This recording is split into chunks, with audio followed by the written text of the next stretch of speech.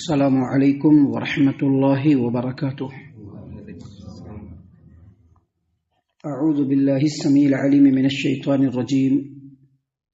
من ہمزہ ونفخہ ونفثہ بسم اللہ الرحمن الرحیم۔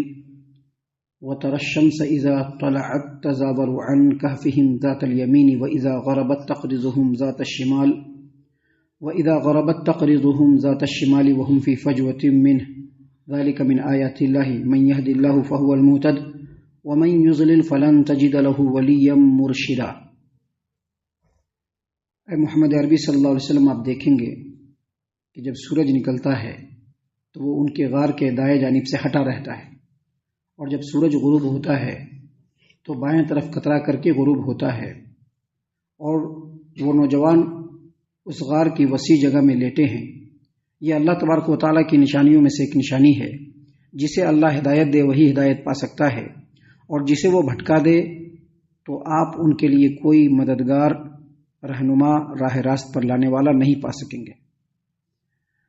محترم سامعین کرام، سورۃ الکہف سورہ نمبر 18 اور اسی سورت سے بھی آپ کے سامنے آیت نمبر 17 تلاوت کی گئی۔ بفضل اللہ، بعون اللہ، بتوفیق اللہ، آیت کریمہ کا ترجمہ بھی آپ تمام کی خدمت میں پیش کیا گیا۔ سامعین کرام، اصحاب الکہف یعنی غار والے لوگ جن کے بارے میں نبی کریم صلی اللہ علیہ وسلم سے سوال ہوا تھا، ان کے حالات کی خبر اللہ تبارک و تعالیٰ نے اس سورت کریمہ میں ہم لوگوں کے لیے نازل فرمایا ہے۔ اصحاب الکہف اور ان کے ساتھ پیش آنے والے حالات بڑے ہی عجیب و غریب اور اللہ تبارک و تعالیٰ کی قدرت کاملہ کی نشانیوں میں سے ایک عظیم ترین نشانی۔ سامعین کرام، ان کا اجمالی اور تفصیلی دونوں تذکرہ اس سے پہلے ہم نے آپ کے سامنے آیتوں کی روشنی میں پیش کر دیا ہے۔ اس کو ایک بار پھر سمجھ لیجئے کہ چند نوجوانوں کا غار میں داخل ہونا اور وہاں جا کر کے صدیوں تک سوئے رہنا، یہ اللہ تبارک و تعالیٰ کی بہت ہی عجیب ترین اور ایک ایسی نشانی ہے جس کا کوئی جواب نہیں ہو سکتا ہے۔ اور اللہ تبارک و تعالیٰ نے یہاں پر اسی چیز کو بیان فرمایا ہے اس لیے تاکہ بندے غور و فکر کریں کہ جو اللہ تبارک و تعالیٰ مختار کل ہے اس کو چھوڑ کر کے بندہ دوسری طرف دوسروں کے سامنے کیسے جھکے۔ سامعین کرام، جہاں اصحاب الکہف کا غار کے اندر داخل ہونا اور وہاں پر سوئے رہنا یہ اللہ تبارک و تعالیٰ کی قدرت کاملہ کی نشانی ہے، وہیں وہ جو غار ہے وہ غار بھی اللہ تبارک و تعالیٰ کی قدرت کی نشانیوں میں سے ایک نشانی ہے۔ دیکھیے اللہ تبارک و تعالیٰ نے وہاں پر اس غار کی حیت کو، اس کی ماہیت کو بیان کیا ہے، کس انداز میں وہ غار وہاں پر سچویٹڈ تھا، اللہ تبارک و تعالیٰ نے اس کو بھی بیان فرمایا ہے۔ اللہ تبارک و تعالیٰ نے فرمایا وَتَرَى الشَّمْسَ إِذَا طَلَعَتْ تَزَاوَرُ عَنْ كَهْفِهِمْ ذَاتَ الْيَمِينِ وَإِذَا غَرَبَتْ تَقْرِضُهُمْ ذَاتَ الشِّمَالِ وَهُمْ فِي فَجْوَةٍ مِّنْهُ۔ اے محمد عربی صلی اللہ علیہ وسلم، آپ دیکھیں گے کہ جب سورج نکلتا تو غار کے دائیں جانب رہتا، اور جب سورج غروب ہوتا تو غار کے بائیں جانب یعنی لیفٹ سائڈ میں کترا کر کے نکل جاتا، اور وہ نوجوان اس غار کی وسیع جگہ میں لیٹے ہوئے تھے۔ سامعین کرام، اس آیت کریمہ پر ایک بار اگر اچھے سے غور کرے آدمی، اور مفسرین نے بھی بیان کیا ہے کہ غار کا جو رخ تھا وہ اتر جانب تھا، اتر جانب، یہ ادھر پورب ہے، یہ ادھر پشچم ہے، سورج ادھر سے نکلتا ہے اور ادھر پشچم میں ڈوبتا ہے، اور اس کا جو دہانہ ہے اسے اتر کی جانب۔ جب سورج نکلتا تو سورج کی جو شعاع ہوتی تھی وہ اس کشادہ غار کے داہنے جانب والے ایریا پر پڑ کر کے اور پھر ہٹ جاتا تھا، اور جب سورج غروب ہوتا تھا تو اس کے بائیں جانب والے جگہ پر پڑ کر کے پھر وہاں سے ہٹ جاتا تھا۔ اللہ تبارک و تعالیٰ نے اسی بات کو یہاں پر بیان فرمایا ہے کہ اس کا جو منہ تھا وہ بالکل دائیں جانب تھا، اتر کی طرف تھا، اور اس غار کے اطراف میں چھوٹے چھوٹے سوراخ تھے، اتنے باریک سوراخ کہ اس میں سے آدمی نہیں گزر سکتے تھے، لیکن جب سورج طلوع ہوتا تو ان سوراخوں کے ذریعے سے ہوا بھی غار کے اندر جاتی، اور ان سوراخوں کے ذریعے سے روشنی بھی غار کے اندر جاتی تھی، سورج کی روشنی، سورج کی تمازت، جس سے چونکہ جسم جو ہے وہ کمپلیٹ لیٹا ہوا ہے، صدیوں سے لیٹا ہوا ہے، کوئی اس کے اندر حرکت نہیں ہے، تو اب اس کو ہوا پانی چاہیے، اس کو سورج کی اتنی شدت اور حدت ضرور چاہیے جس سے جسم صحت مند رہے۔ تو اللہ تبارک و تعالیٰ نے یہاں پر بیان کیا ہے کہ جب آپ دیکھیں گے سورج جب نکلتا تو ان کے دائیں جانب سے ہٹا رہتا، اور جب غروب ہوتا تو اس کے بائیں جانب سے ہٹا رہتا، بائیں جانب سے کترا کر کے نکل جاتا، اور اسی غار کے وسیع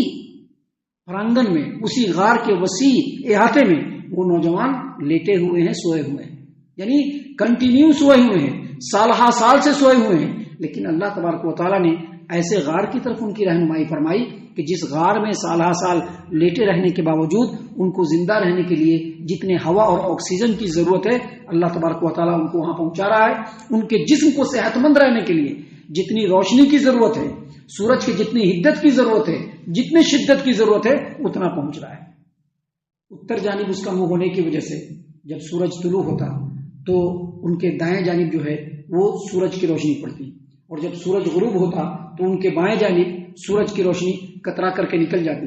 لیکن جب سورج بالکل نصف النہار پر ہوتا، جب سورج کے اندر بڑی شدت ہوتی ہے، بڑی حدت ہوتی ہے، بڑی گرمی ہوتی ہے کہ جس کے اندر اگر شدت کو لوگ برداشت نہیں کر پائے تو مر بھی جاتے ہیں، ایسے وقت میں سورج بالکل اوپر ہوتا تھا اور سورج کی کوئی بھی کرن اس غار کے اندر نہیں جاتا تھا جس سے ان لوگوں کو نقصان پہنچے۔ اللہ تبارک و تعالیٰ نے اسی بات کو اس آیت کریمہ میں بیان فرمایا اور کہا کہ آپ دیکھیں گے کہ جب سورج نکلتا ہے تو اس غار کے دائیں جانب ہٹا رہتا ہے، اور جب سورج غروب ہوتا ہے تو بائیں جانب کترا کر کے نکل جاتا ہے، اور وہ نوجوان آرام سے، وہ جو 7 نوجوان ہیں وہ آرام سے اس غار کے وسیع جگہ میں لیٹے ہوئے ہیں۔ اللہ تبارک و تعالیٰ نے ان کے جینے کا تمام سامان وہاں پر مہیا فرما دیا۔ اس کے بعد اللہ تبارک و تعالیٰ نے فرمایا ذالک من آیات اللہ، ذالک من آیات اللہ، یہ اللہ کی نشانیوں میں سے ایک نشانی ہے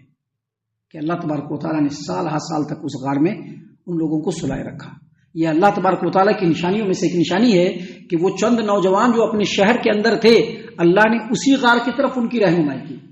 حالانکہ اس علاقے میں اور بھی بہت سارے غار ہوں گے، لیکن اس کی طرف اللہ نے رہنمائی نہیں کی، اسی غار کی طرف رہنمائی کی۔ وہ لوگ اس غار کے اندر آئے، آ کر کے لیٹ گئے، سو گئے، اور سال ہا سال تک، صدیوں تک سوئے رہے۔ اللہ تعالیٰ نے ان کے لیے روشنی کا، ان کے لیے ہوا کا، ان کے لیے سورج کی حدت اور شدت کا جتنا ان کی زندگی کے لیے ضروری تھا تمام انتظام کر دیا۔ اللہ تبارک و تعالیٰ نے فرمایا کہ یہ بھی اللہ کی قدرت کی نشانیوں میں سے ایک نشانی ہے کہ اللہ نے ان لوگوں کی طرف تمہاری رہنمائی کی، وگرنہ اس روئے زمین پر اب تک بہت سارے عجائب ختم ہو گئے ہوں گے جس کو اللہ تبارک و تعالیٰ نے کسی کو نہیں بتلایا ہے۔ بہت سارے عجائبات ہوں گے جو اس روئے زمین سے آئے ہوں گے، چلے گئے ہوں گے، جو اللہ کی قدرت کی نشانیوں میں سے ایک نشانی ہوں گے، لیکن اللہ نے ان چیزوں کو نہیں بتلایا، ہم لوگوں کی رہنمائی کی۔ یہ اللہ کی نشانیوں میں سے ایک نشانی ہے۔ اللہ تبارک و تعالیٰ نے آگے مزید فرمایا وَمَن يَهْدِ اللَّهُ فَهُوَ الْمُهْتَدِ، جو جس کو اللہ ہدایت دے وہی ہدایت پر قائم رہتا ہے۔ وَمَن يُضْلِلْ فَلَن تَجِدَ لَهُ وَلِيًّا مُرْشِدًا، اور جس کو اللہ تبارک و تعالیٰ گمراہ کر دے تو اس کے لیے راہ راست پر لانے والا آپ کسی کو نہیں پائیں گے۔ مطلب کیا ہے اس کا؟ وہی مطلب جو ہم نے بتلایا کہ جو ہدایت کا طلبگار ہوگا اسی کو اللہ ہدایت دے گا، کیونکہ ہدایت کس کے پاس ہے؟ رب العالمین کے پاس ہے۔ جو ہدایت کا طلبگار نہیں ہوگا، جو خود گمراہی کے غار میں گرنا چاہے گا، اس کو کوئی ہدایت دینے والا نہیں ہو سکتا ہے، کوئی بھی اس کو ہدایت نہیں دے سکتا۔ یہاں پر اللہ تبارک و تعالیٰ نے اس بات کو اس لیے بیان فرمایا ہے، یہاں پر اللہ تبارک و تعالیٰ نے اس بات کو اس لیے بیان فرمایا ہے کہ وہ چند نوجوان تھے، یہ بھی اللہ کی نشانیوں میں سے ایک نشانی کہ وہ چند نوجوان تھے، انہوں نے ہدایت پر قائم رہنا چاہا تو اللہ نے ان کو ہدایت پر قائم رکھا اور ان کو ان کے آنے والی زندگی کے لیے آسانیاں مہیا فرما دی کہ کوئی ان کو ٹچ نہیں کرے، اور وہ لوگ توحید پرستی پر قائم رہے اور اسی پر ان کی موت ہو۔ اللہ نے ان کے لیے راستہ ہموار کر دیا۔ مطلب یہ ہے کہ آج بھی اگر ہم چاہیں کہ ہم ہدایت پر قائم رہیں گے تو اللہ ہمارے لیے راستے مہیا فرما دے گا، اللہ ہمارے لیے راستے ہموار کر دے گا، اللہ ہمارے لیے آسانیاں بالکل مقرر کر دے گا، کیونکہ ہدایت کس کے ہاتھ میں؟ اللہ تبارک و تعالیٰ کے ہاتھ میں۔ وہ ہدایت دے گا تبھی ہم ہدایت پر قائم رہیں گے، وگرنہ ہمارے اندر اپنی کوئی ایسی کیپیسٹی نہیں ہے، ہمارے اندر کوئی ایسا سرخاب کا پڑ نہیں لگا ہوا ہے کہ ہم خود ہدایت پر چلے جائیں گے۔ نہیں، ہمارا رب ہدایت پر چاہے گا تبھی ہم ہدایت پر آ سکتے ہیں، اور اس کے لیے ہمیں یہ کرنا ہوگا کہ ہم کو ہدایت پر قائم رہنے کی چاہت اور پھر اس چاہت کے حساب سے کوشش اپنے اندر لانی ہوگی، تبھی جا کر کے اللہ تعالیٰ ہدایت پر قائم رکھے گا۔ ہم اللہ سے دعا کرتے ہیں کہ اللہ تعالی ہم تمام کو ان باتوں کے اوپر خوب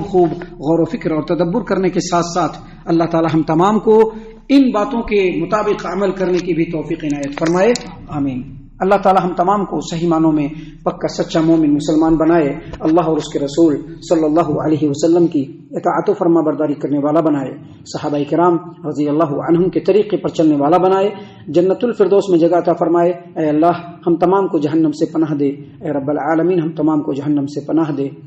اے مالک الملک ہم تمام کو جہنم سے پناہ دے، آمین یا رب العالمین۔ وما علینا الا البلاغ المبین۔